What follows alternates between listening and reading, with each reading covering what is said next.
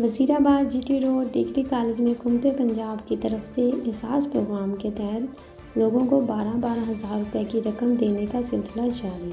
औरतों की बड़ी तादाद मौजूद है। मज़ीद जानते हैं यूजी न्यूज़ के नुमाइंदा सिकंदर मलिक की रिपोर्ट में। बिस्मिल्लाहिर्रहमानिर्रहीम।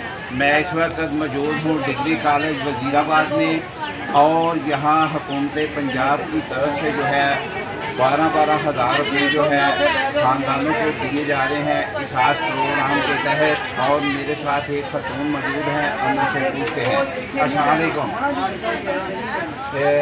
माजी, आप ये बताएं कि यहाँ पर आप इस खास प्रोग्राम के तहत जो रकम मिल रही है तो आपको कितने पैसे मिले हैं? 12,000। और इससे पहले जो है कितने महीने पहले आपको मिले थे? अच्छा,